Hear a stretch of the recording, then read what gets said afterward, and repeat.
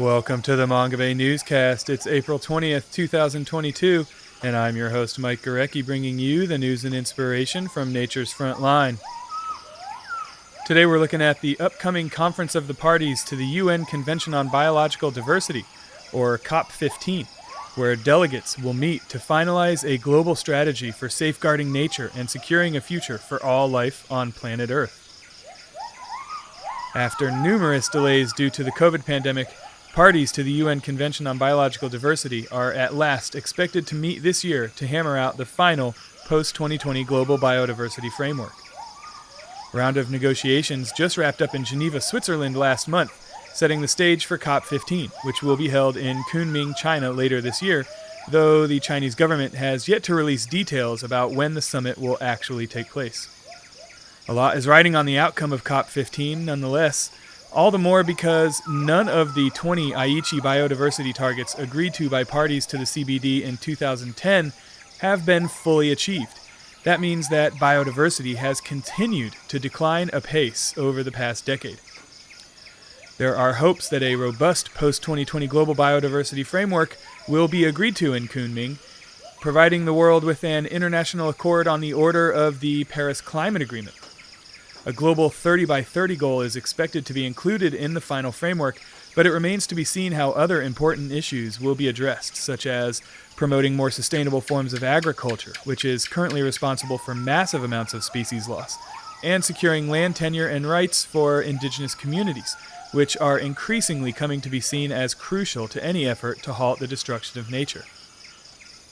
To help us unpack all of this, we speak today with Elizabeth Mrema, an Assistant Secretary General of the United Nations and the Executive Secretary of the Convention on Biological Diversity. She tells us about the outcomes of the Geneva talks, why countries failed to meet their commitments under the Aichi Biodiversity Targets, and how COP15 can avoid these same pitfalls and provide a roadmap to actually halting biodiversity loss and safeguarding nature.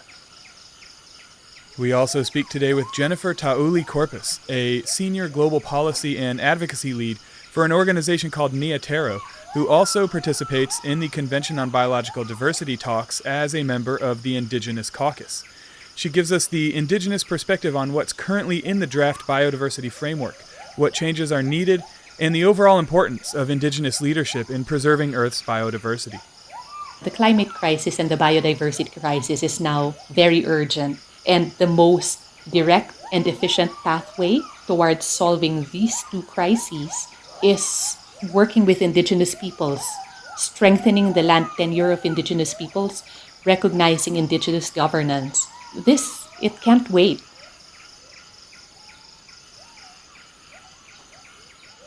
The Convention on Biological Diversity meetings in Geneva last month marked the first time negotiators met for in-person talks since March 2020, when the COVID pandemic pretty much shut the world down.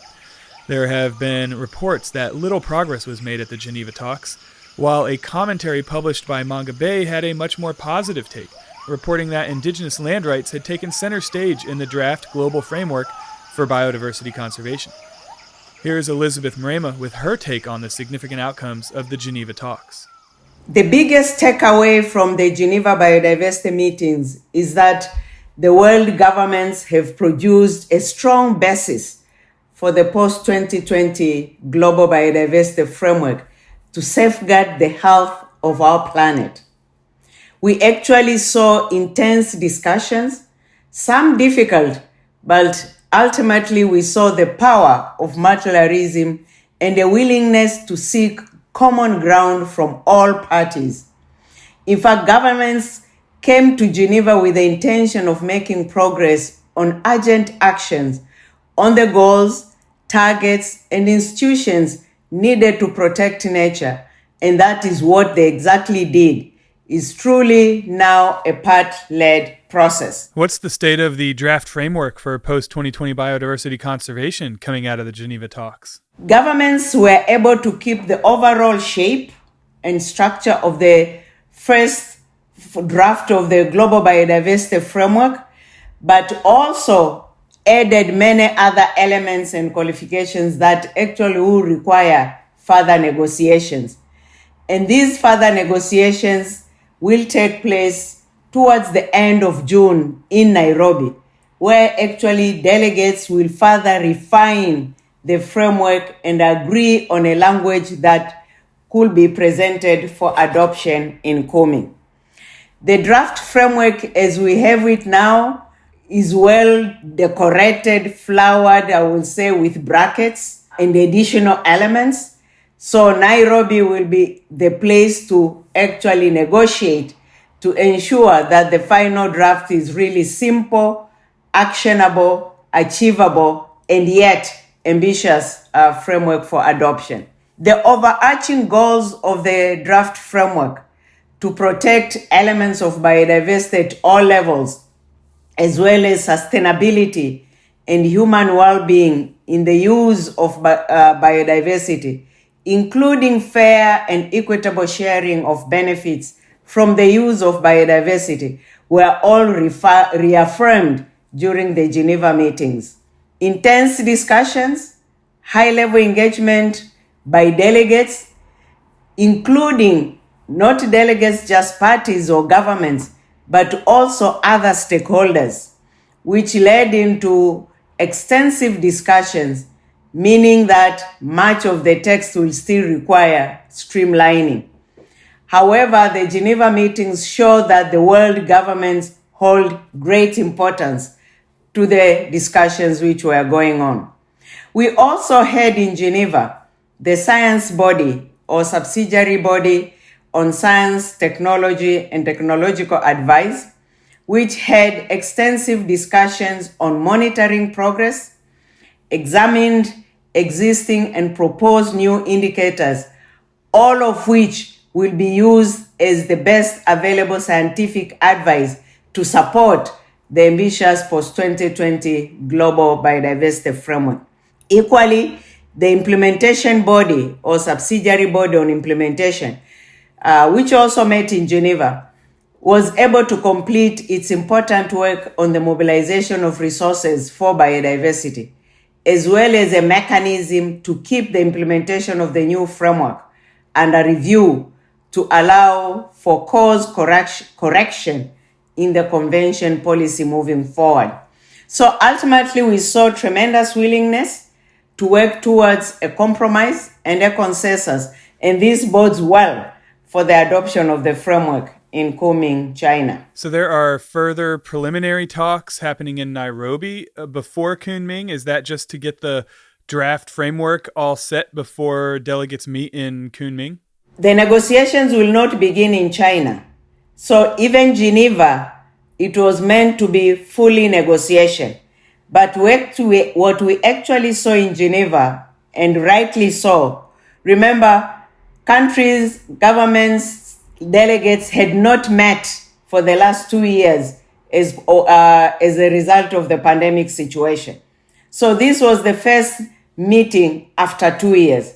And what then we found was all delegates basically were adding new elements which they would want to see in the framework, as opposed to negotiating the draft framework as it was presented to them by the co-chairs responsible for the development of that framework.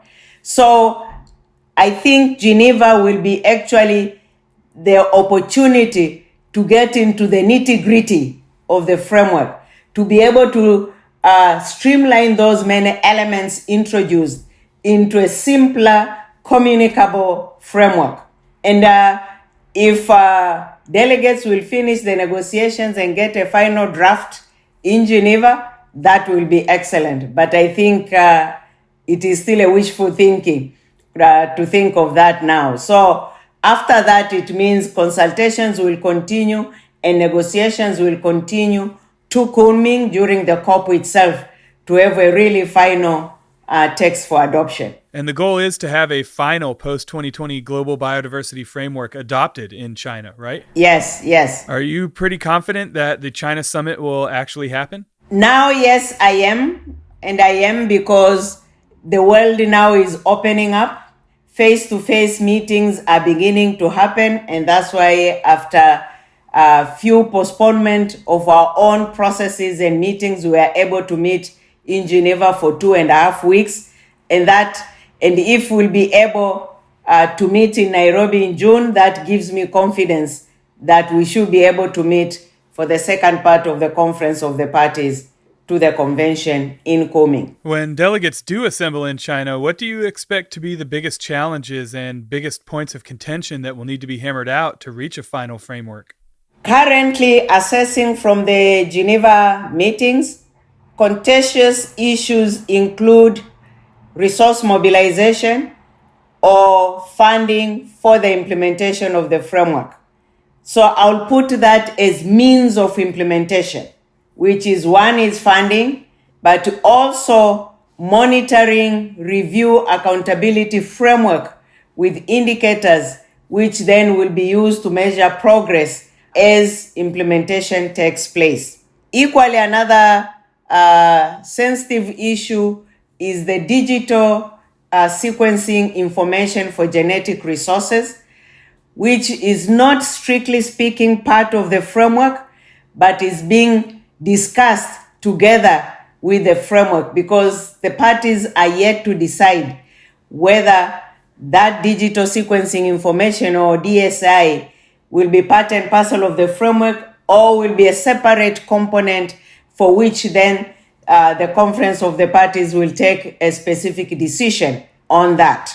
So for China in Kunming, the most critical challenge then will be to really agree overall on the entire post-2020 global biodiversity framework, within which then resource mobilization and funding will be a component. Monitoring, review, accountability, mechanism or framework will be part of it. Also issues related to global plan of action on capacity building. There will also be a global plan of action on gender. All are being developed for purposes. So gender for implementation of post-2020 framework, capacity building for implementation of post-2020 framework. So all these need to be adopted also together with as a package with the framework as a means of implementation. Plus, normally for any conference of the parties, there are other several decisions which the parties will take, which basically will be providing further guidance to the parties and other stakeholders. First, taking stock of the progress on the implementation of the convention, but also guidance on further work for the implementation of the convention. So I will say most of these other decisions have an implication in the framework or on the framework. So once the framework is adopted, then the other decision, one will say, will be easier to discuss, negotiate, and also take decisions on them. So in short, basically, our COP15 is expected to produce that resource mobilization strategy, guidance on financial mechanism and resources for implementation, as well as then a number of other areas of action under the convention. And we hope if all this is achieved, then the COP will set the course of action for biodiversity for the next decade, seeking to bend the curve on biodiversity loss and set us on a course to achieve the 2050 vision of the convention, living in harmony with nature. So, of course, countries have not met any of the Aichi Biodiversity Targets. Was lack of resources one of the chief reasons those targets weren't met? And who or what is needed to lead the implementation of the post-2020 framework? I don't think I agree with that assessment that the failure of Aichi targets was due to resources. In fact, no, there are other factors which led to not meeting the targets. Because remember, when we look at the Aichi targets, target 20 was basically expecting that within the decade, the international financial flows would have doubled for the implementation of those targets. In actual fact, financial flows doubled, but were not adequate enough to support implementation of the biodiversity agenda. However, there are other factors, and I can give example of few. One, for instance, there was a delay between the adoption of the strategic plan for biodiversity, which included the Aichi Biodiversity Targets, and the development of the national biodiversity strategies and action plans and on-the-ground implementation. Because many countries began, after the adoption of the Aichi targets, with the development, review, or updating of their national biodiversity strategies and action plans, which is a consultative process which took about 3 to 4 years to accomplish. So much as we are talking of Aichi targets were to be implemented in 10 years, in actual fact, it was not 10 years of actual work on the ground because of that. Furthermore, there was also a tendency that implementation, or the assumption that implementation of the Aichi targets was upon the governments, the parties. But we know biodiversity cuts across all sectors of the economy and all population spectrum. So that reliance on the government and not inadequate engagement of other stakeholders actually meant that implementation of the targets could not be fully implemented. Because we know on the ground, much of the work on biodiversity is done by indigenous peoples and local communities. The women, the youth, the business have a role to play, the finance, the NGOs, all these are instrumental in the implementation of the targets. But unfortunately for the Aichi targets, they were not fully engaged in the negotiation of the targets, and likewise not fully engaged in the implementation. And because the government could not undertake all the implementation on its own, not surprising that the targets could not be met. But we also need to note that despite the fact that at national level, that in the global goals on Aichi targets, none of them was fully met. But at national level, actually several countries made good progress on their national targets, actually with about 3% exceeding the targets. The problem was, unfortunately, these national targets were not aligned with the global targets, and as the result, they were not accounted in the review of the global picture, which at global level, it gave us that conclusion that none of the Aichi biodiversity targets were met. But they were not met at global level. At national level, for some countries, good progress had been made. For instance, if we look at the target, which was this is Aichi Biodiversity Target 11, which was an agreed level of protection of land and sea. That was reached because 2010, it was 10%, and by 2020, it had protected areas have expanded to 15%, and from 3% of the marine areas expanded to 7% by the end of 2020. And actually now, as we speak, parties have actually successfully reached the target, the Aichi biodiversity target of 17% on terrestrial, and 8% out of the 10% threshold for the marine areas. So actually, and also we have seen successes which have increased in sustainable fisheries, and the rate of deforestation has been reduced by 30%, as well as the number of extinction has equally likely been reduced 2 to 4-fold.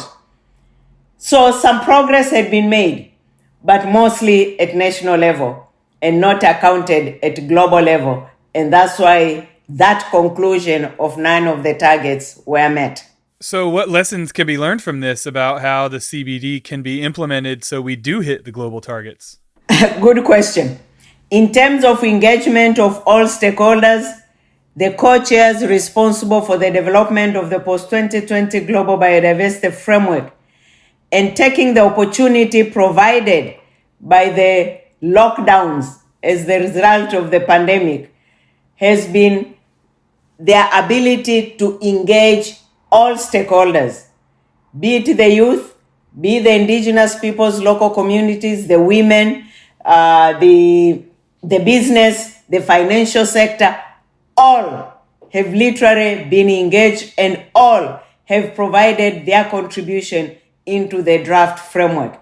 And now, when one looks at the draft framework, all these different stakeholders, they can see themselves.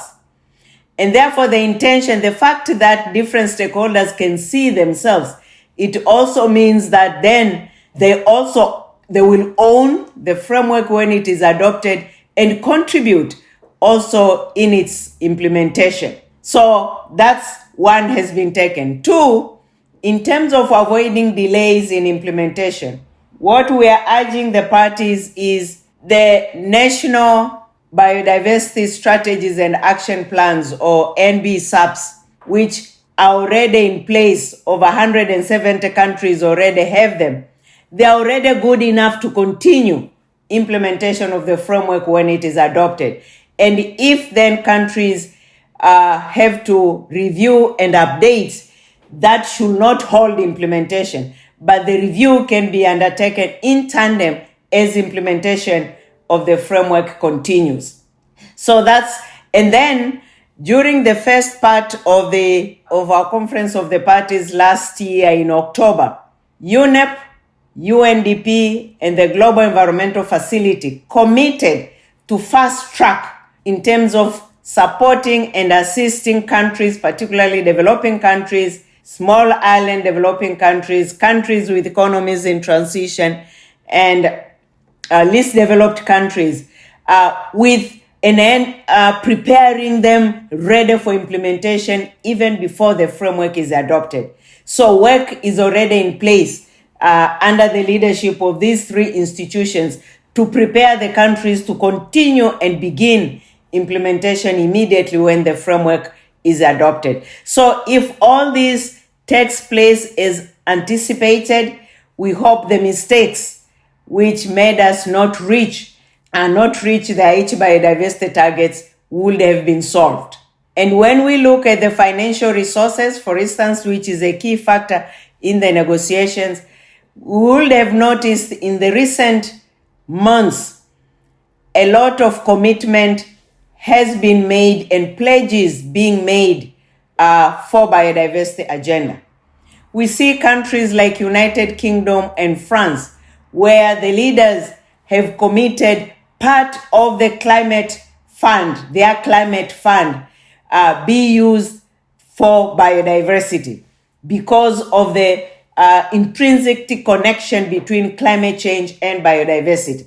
You cannot deal with changes in climate without looking at the loss of biodiversity.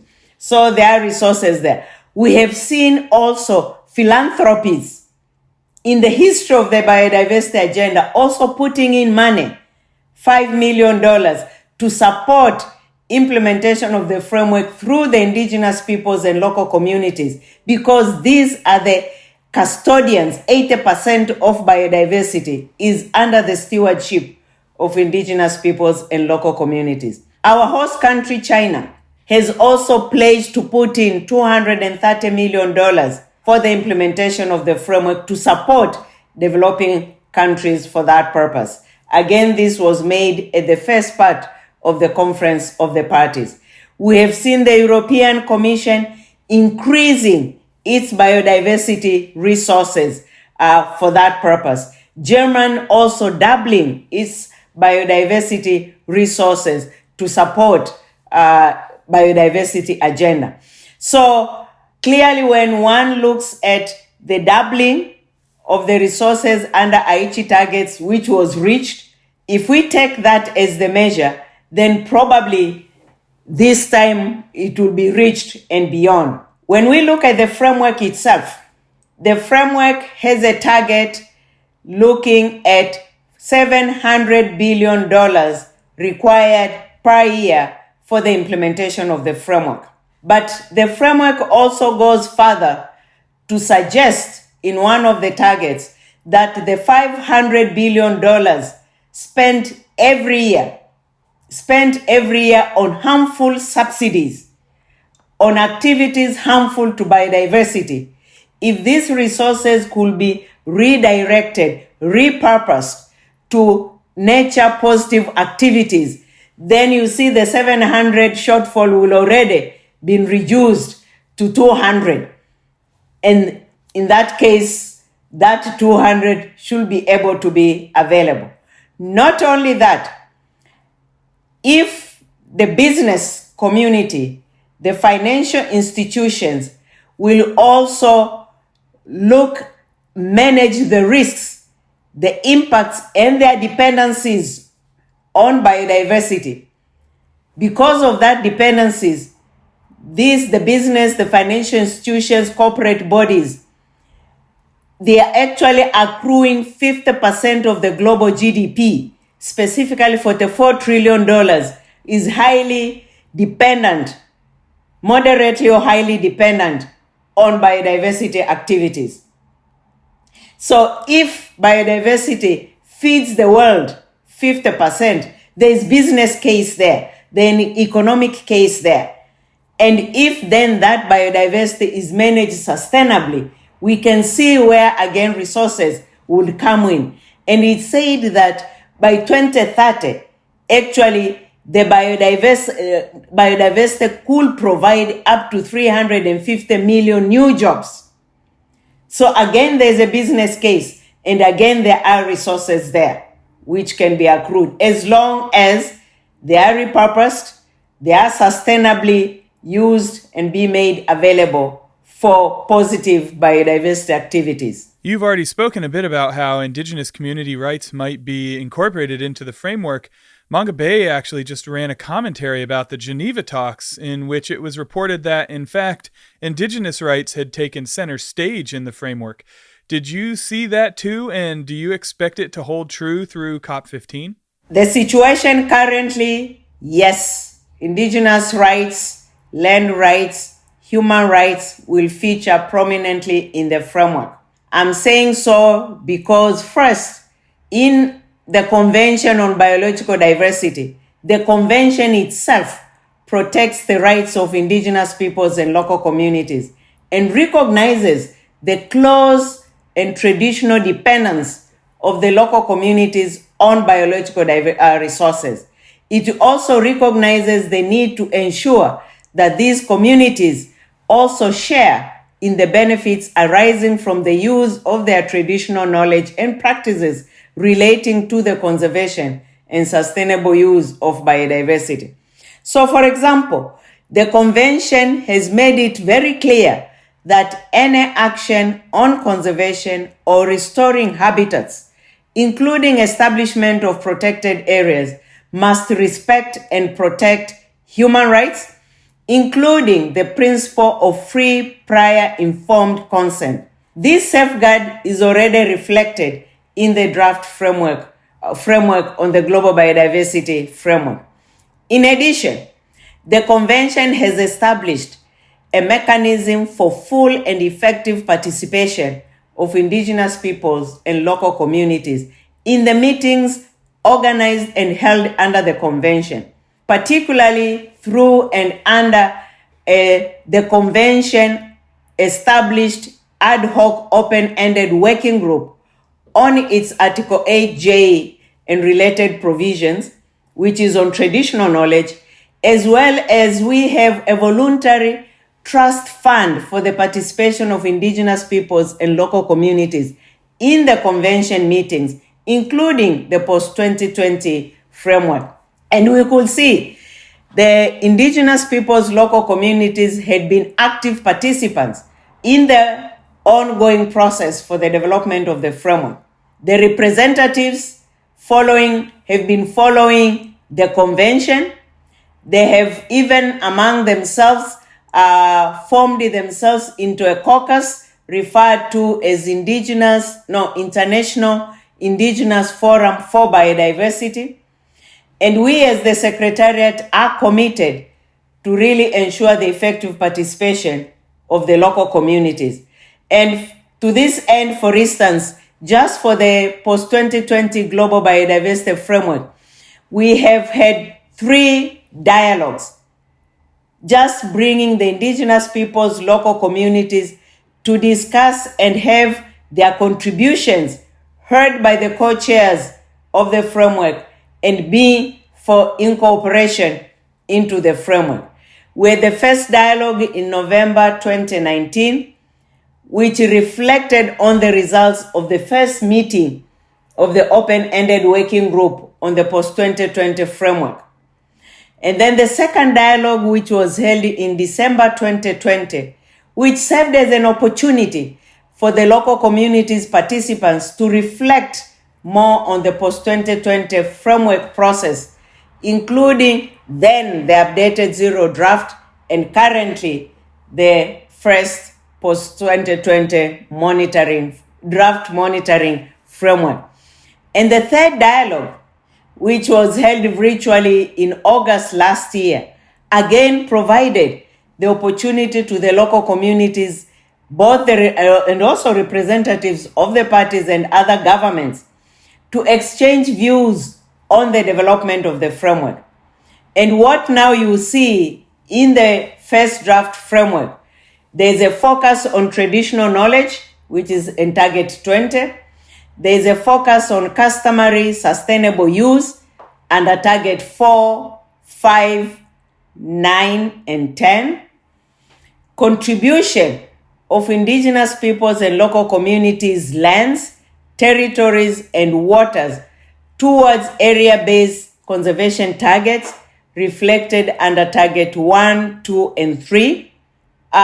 We see equitable participation in these processes under Target 21. We see the issue of access and benefit sharing under Target 8, 13, and 17. And the report, which includes the indigenous peoples and local communities' aspirations, had been transmitted to the working group as information document. So they have not been forgotten at all. And as I said earlier, we have established this voluntary funding mechanism to facilitate their participation. And we have been covering the cost of the local communities' representation in our meetings, including the recently ended Geneva meetings a few weeks ago.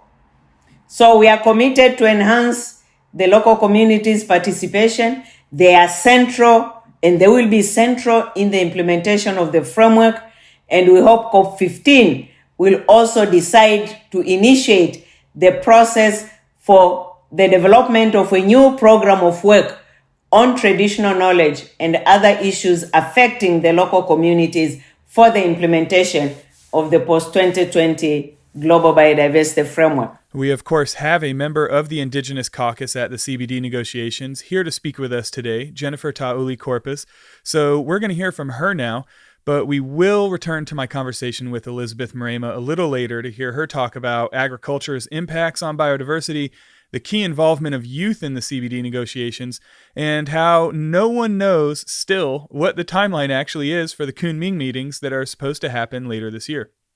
In the meantime, here's Jennifer Tauli Corpuz about her involvement in the CBD talks. I participate at the CBD talks as part of the Indigenous Caucus. The Indigenous Caucus is called the International Indigenous Forum on Biodiversity, and it's basically a group of all of the Indigenous representatives attending CBD meetings. So it's considered a major group at the CBD. In the past years, I've been one of the negotiators on behalf of the CBD, now specifically on the post-2020 Global Biodiversity Framework, focusing on digital sequence information, access and benefit sharing, as well as the targets related to conservation and protected areas. So there were talks in Geneva last month, and we published a piece here at Manga Bay in which it was reported that Indigenous land rights had taken center stage at those talks.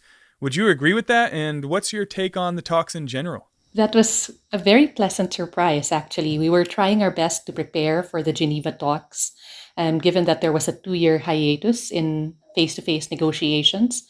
And, well, obviously, one of the key targets, preoccupations of the Indigenous Caucus was Target 3 on area-based conservation measures or protected areas, just because it's had such a legacy, historical legacy with Indigenous peoples, where it has caused a lot of displacement, rights violations, etc. So we wanted that in this target, Indigenous territories should be respected. So we did our best to prepare, and we weren't sure about the kind of support that we would get at the meeting. And, when we were hearing the parties make their statements, it was such a pleasant surprise that they recognized that there's no way that area-based conservation targets could be met without Indigenous territories. In terms of the draft framework, what's in it that the Indigenous Caucus has been pushing for or is pleased to see in there, and what's missing?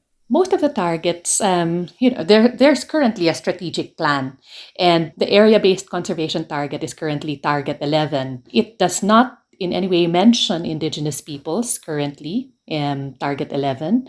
What it does have is this notion of equity, so equitable management of protected areas. And then you have now the replacement to Target 11 is called Target 3, and it continues to have equity in there. It hasn't changed essentially, except to make the percentage of global coverage more ambitious. So from 17% terrestrial, now the proposal is to go up to 30%.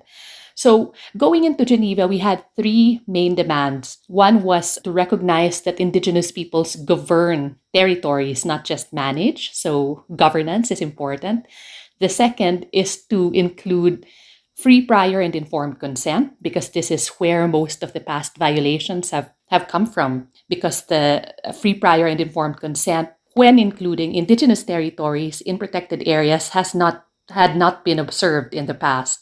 And the last element that we wanted to see there is to recognize time immemorial governance by Indigenous peoples of territories, whether or not the territories are part of protected areas or not. And this is just, following the evidence, the science, because a lot of studies have been coming out in recent years, including the IPBES Global Assessment on Biodiversity and Ecosystem Services, which shows that whether Indigenous territories are part of protected areas or not, we have been doing a much better job at maintaining biological diversity.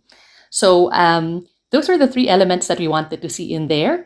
Currently, we have governance, the first element, and it's uncontested. It's not bracketed. So in the UN, if you have language that is not put in brackets, that means that there's no controversy around that. It's accepted. And then we have there rights of Indigenous peoples and local communities, which is also unbracketed. So that was the pleasant surprise there. It's not exactly what we were asking for, which was consent, free, prior, and informed consent, and recognition of Indigenous territories. But both consent and territories are part of the UN Declaration on the Rights of Indigenous Peoples, which we think is being referenced by this phrase, rights of Indigenous peoples and local communities. So that's what we have currently. It's not exactly what we asked for, but it's a step forward in the right direction. Is there anything in the draft framework that you see as problematic? For instance, I was reading an article where you mentioned that there was concern about a proposal for obligations to respect Indigenous rights to be subordinate to national legislation. Is that in the draft framework? You're exactly right. It's currently in there, this notion of recognizing that rights of Indigenous peoples would be implemented in accordance with national circumstances and subject to national legislation. We think that it's a sort of get out of jail free card. So even the result would be that even if you have global recognition of Indigenous people's rights, if you don't have legislation at the national level, then that means you don't have to do anything. You don't have to recognize or respect Indigenous people's rights.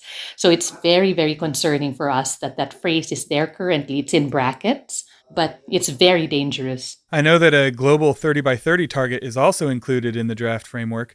There's been some criticism of the 30 by 30 target, of course, including from Indigenous leaders who fear it could lead to rights abuses and displacement of their people.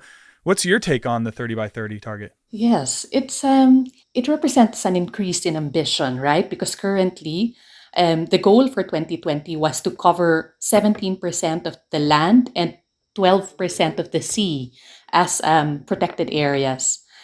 Now, if you look at the map, and the proposal, of course, is to increase that 17% land to 30% land and the 12% sea to 30% of the world's seas under protection or recognized as protected areas or conserved areas. Now, if you look at the map currently, most of the intact areas, the forested areas, and those that are important for biodiversity or what they call key biodiversity areas, they're all in indigenous territories, almost all of it. So when you talk about increasing ambition, it's going to have to come from indigenous territories. And given that the historical legacy of protected areas hasn't been good for indigenous peoples, it's just natural that there is this fear that this increased ambition would bring with it increased pressure on indigenous lands and increased displacement, rights violations. Yeah, we had a previous guest on this podcast who was telling us about how the waters of the Philippines are considered some of the most biodiverse on Earth, and much of the near-shore biodiversity is protected by marine protected areas that are managed by local and indigenous communities.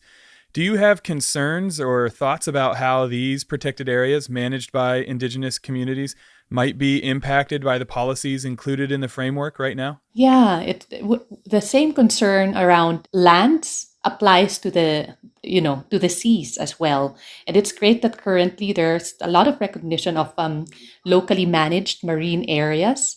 And I think currently that's also one of the possibilities. However, if we go business as usual, the dominant model is this government protected area. So, for example, the dominant model now is to legislate protection of a certain area, right?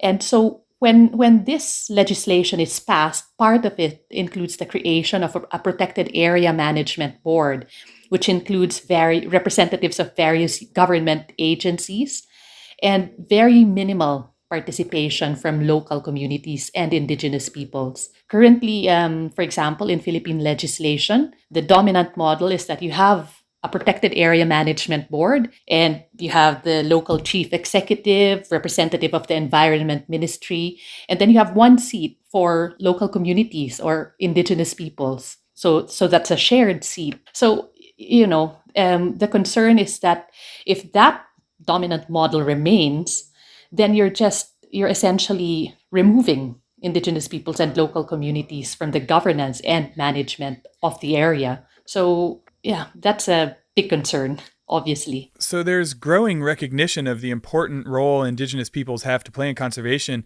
now more than ever. For instance, there was a recent report from a group called the Forest Declaration Assessment that found that reaching the Paris Agreement targets without protecting indigenous lands is basically impossible. And the Intergovernmental Panel on Climate Change report that came out in February mentioned the land rights of indigenous peoples and local communities nearly 60 times. Do you feel like this greater recognition of the important role of indigenous peoples in conservation is making its way into the CBD process and into the post-2020 global biodiversity framework being negotiated right now? I think so. I think all of these scientific studies have been very helpful for the cause of indigenous peoples because now we have empirical evidence to point to. Among indigenous peoples, we know that we must be doing something right because of the values of relationality, spirituality that we have towards our lands and resources and waters as well. And, to have the confirmation from scientists that we're doing something right, it's great. It's great for the advocacy.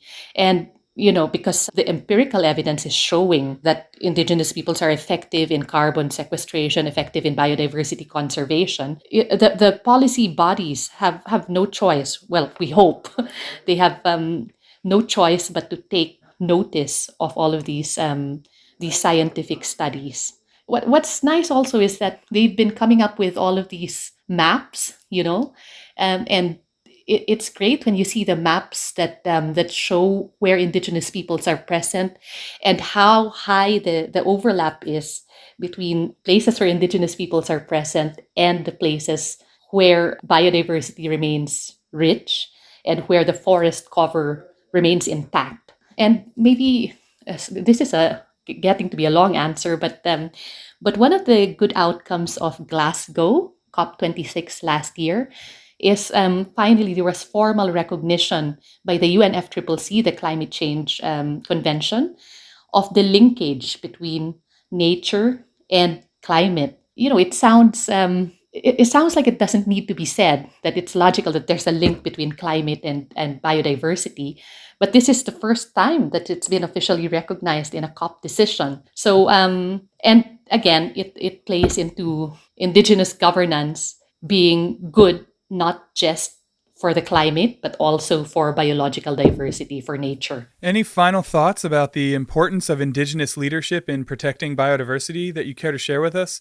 Or about how those rights should be protected in the post-2020 global biodiversity framework? Well, the climate crisis and the biodiversity crisis is now very urgent. And the most direct and efficient pathway towards solving these two crises is working with Indigenous peoples, strengthening the land tenure of Indigenous peoples, recognizing Indigenous governance. It can't wait. What the scientists are saying, the IPCC scientists, they're saying that the tipping point is fast approaching, or some are even saying we may have passed it already, but there's still a chance to act. And the most direct pathway, as I said, the easiest way is to recognize Indigenous tenure. I was at the TED Talks last week, and I had the privilege to listen to Nonet Royo, who is the executive director of the Tenure Facility. And it was really inspiring to hear her talk about how the support that they've given for recognition and strengthening of Indigenous land tenure has resulted into tangible results. So maybe that's the thing I want to say. General rights recognition of Indigenous peoples in area-based conservation targets is great, but I think we could do better. We could come up with stronger language so that we make sure that Indigenous peoples are full partners in addressing both the climate and the biodiversity crisis. And now we'll get back to my conversation with Elizabeth Mrema. One of the main drivers of biodiversity loss is agriculture. 86% of species at risk of extinction are threatened by it, according to a figure from the United Nations Environment Program, UNEP. I asked her how the final framework might grapple with that fact, and whether or not biodiversity positive agricultural techniques like agroforestry are part of the conversation. Indeed, that UNEP article, which basically highlights the biodiversity loss 86% is on agriculture. I think that's from a paper on food systems impact on biodiversity loss, where actually agriculture is identified as a threat to 24,000 of the 28,000 species which are at the risk of extinction according to the IUCN Red List. And if we look at marine ecosystems, fishing is the largest driver of biodiversity loss, which can again be included in that agricultural sphere. And this paper further introduces 3 levers of reducing pressure, both on land and biodiversity. One is to change our dietary patterns and encourage more plant-based diets. 2, we need to protect and set aside land for biodiversity or for nature, whether it is through reestablishing native ecosystems on spared farmlands or integrating pockets of natural habitats into farmland. And 3, to shift agricultural production into more sustainable farming. And all these 3 levers are reflected in the post-2020 Global Biodiversity Framework, a few of which actually directly respond to the need of reducing biodiversity loss due to agricultural intensification. Can you give us some examples of how these levers are incorporated into the draft biodiversity framework? If you look at Target 1 of the framework, it aims at retaining intact areas inland and seascapes through biodiversity inclusive spatial planning. If you look at Target 3, it sets aside a certain percentage of land and sea areas, 30%, for conservation especially areas of particular importance to biodiversity.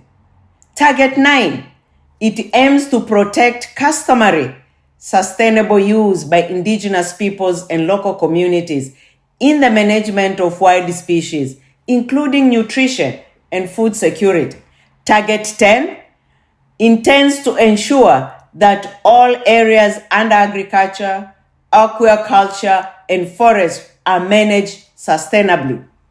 And Target 16 will actually encourage people, me and you, to make responsible choices, taking into account the cultural preferences and also to be able to reduce waste and overconsumption of food by 50%.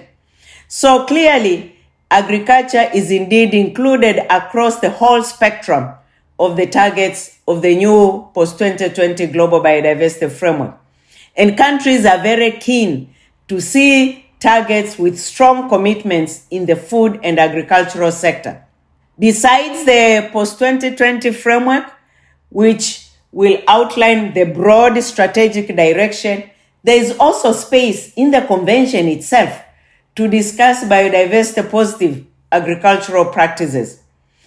So we hope in Kunming, countries will bring the decision, for instance, of international initiative for the conservation and sustainable use of soil biodiversity, which aims to support countries in mainstreaming soil biodiversity in all into policies at all levels and promoting soil practices, knowledge sharing, as well as research.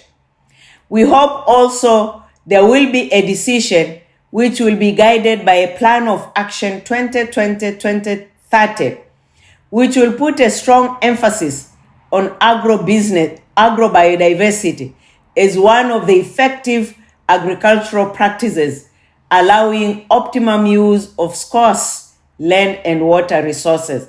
So clearly, there is space for strategic, policy, and technical discussions at the convention itself on how to transform the agri-food system, how to make it more biodiversity friendly, while at the same time ensuring food security and nutrition for all. And in this, of course, we, the convention secretariats, we are not alone. We are working very closely with our strong partners, particularly UNEP, Food and Agriculture Organization, the business, the local communities, among others.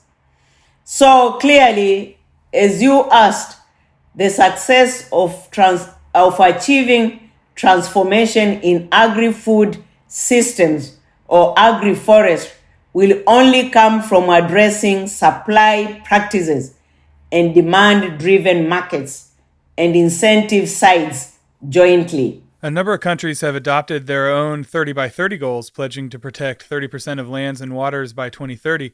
And there is a push to include a global 30 by 30 target in the final biodiversity framework.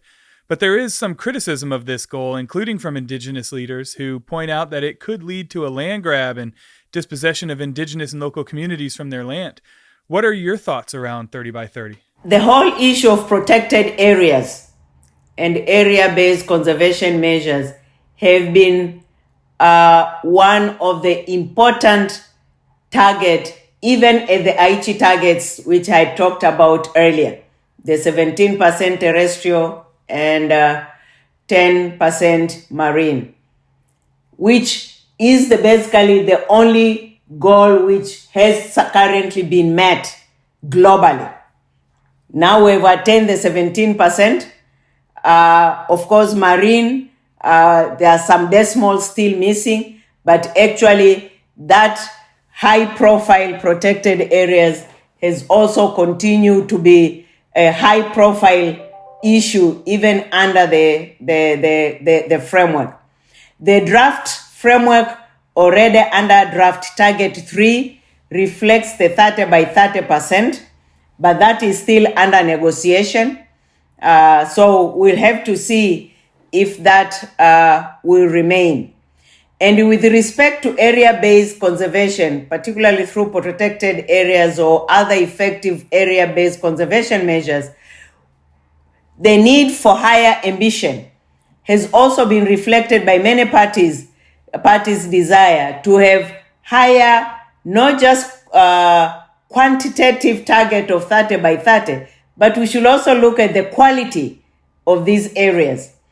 And you rightly then note, the proposed 30% target is really gaining support, or the so-called 30 by 30.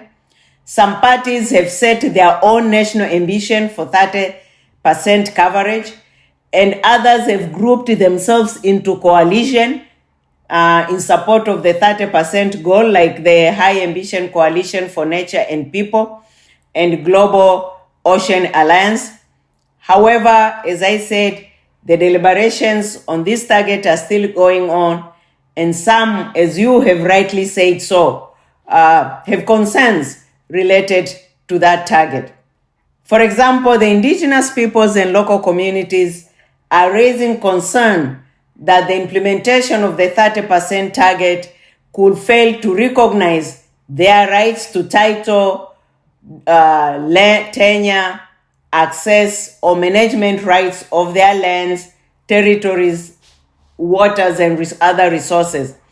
Others have expressed concern about the proposed 30% target as displacing sustainable use of biodiversity and putting too much focus on quantitative figure and not enough to ensure that the protected areas will be effective and equitable.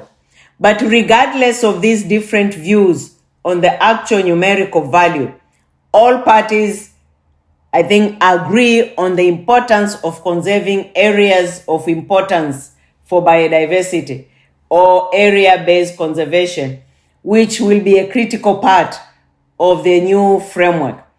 Ocean issues have also been discussed heavily in the post-2020 negotiations, and not only with respect to protected areas, but also other issues.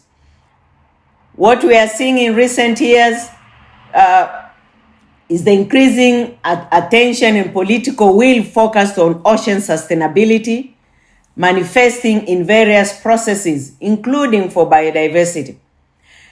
And also the discussions, if I may refer specifically, the discussions in Geneva. And this is the good thing with the other stakeholders, local communities here in particular. In the convention processes, other stakeholders can make proposals and recommendations. And when they do so, we need only one party to second that recommendation. And if it happens, it is taken on board.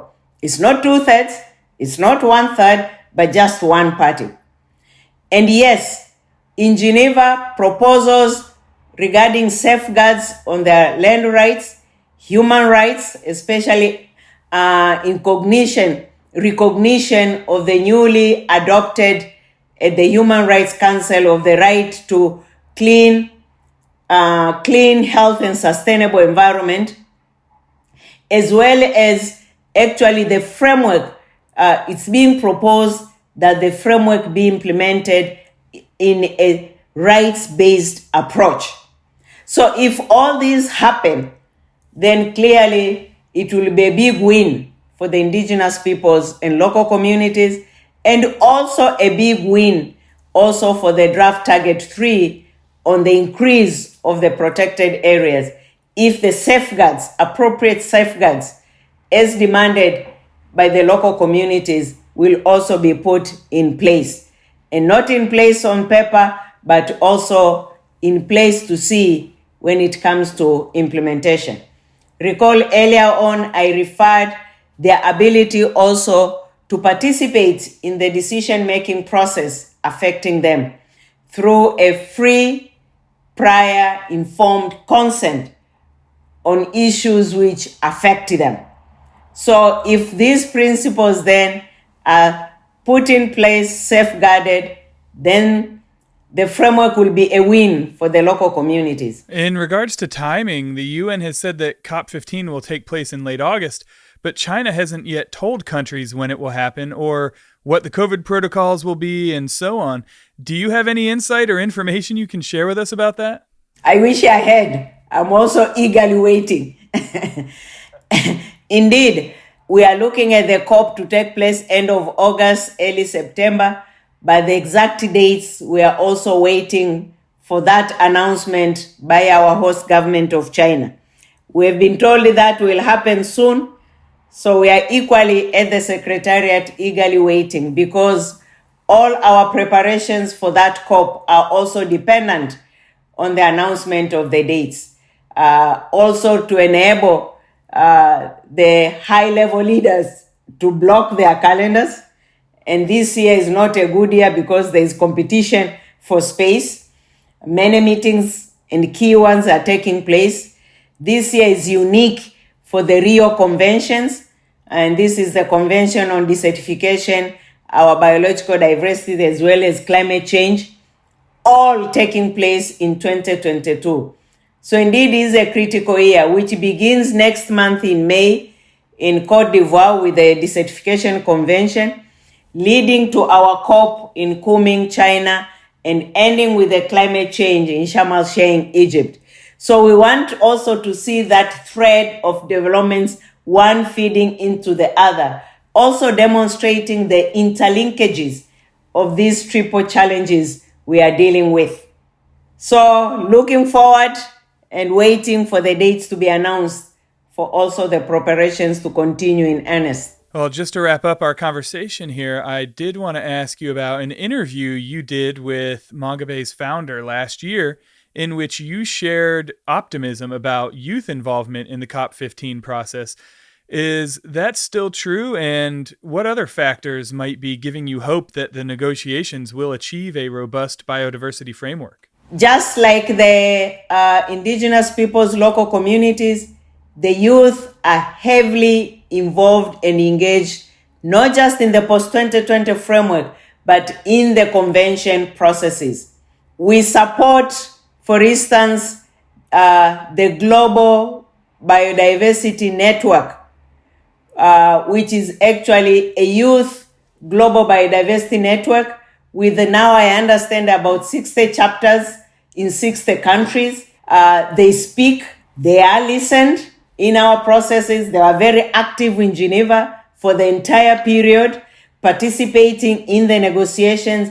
And in fact, the recommendations, all the recommendations they made, they were also supported by the parties. As I mentioned, they only needed one party to support the recommendations. So the youth are very active.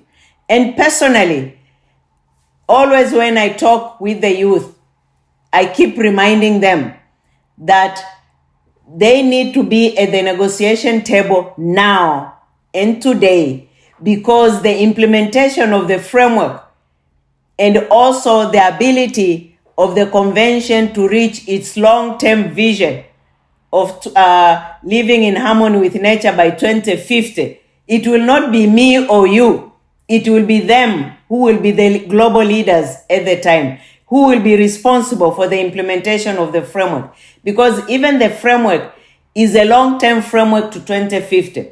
But we have a 2030 benchmark with milestones to be able to measure progress and aligning with the Sustainable Development Goals.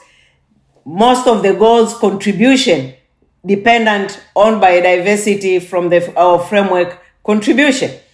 So it is important, and this is how we see the youth engagement, because this will be the implementers of all the decisions taken by their parents and their leaders of today. We should not be surprised when we see these days the youth demonstrating, going to court in the streets to really push it, the adults to take actions on the commitments they have committed, or their governments to take actions on the commitments made. Because now they are realizing they will be actually the leaders tomorrow, and they want to see they inherit a sustainable, healthy planet for themselves and those who will follow, when many of us probably would have already been on the grave. So youth are active. We are supporting them, particularly through the Youth Global Biodiversity Network, which was established under the convention. It has grown with those chapters in the countries, and it keeps on growing. And youth, they are very innovative. They are the best in terms of using today's technology, social media, and what have you. So actually, they are heard, they are listened, and I don't think we can act without them moving forward. If you enjoy the Manga Bay newscast, we ask that you please help spread the word by telling a friend. That's the best way to help expand our reach and keep the show growing. Another way to help is by becoming a monthly sponsor via our Patreon page at patreon.com/mangabay. We are a nonprofit news outlet, so just $1 or more per month would really help us offset production costs and hosting fees. So if you're a fan of our audio reports from Nature's Frontline, please head to patreon.com/mangabay to learn more and support the Manga Bay newscast.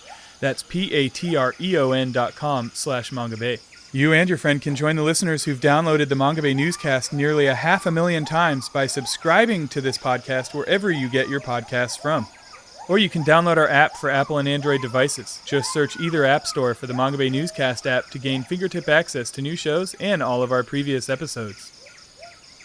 And of course, you can read all of our news and inspiration from Nature's Frontline at mangabay.com. Or if you prefer to keep up with us on social media, follow us at facebook.com/mangabay or on Twitter and Instagram. Our handle is @mangabay on both those platforms. Thanks as always for listening to the Manga Bay newscast. I'm your host, Mike Gurecki, signing off. Talk to you again in 2 weeks.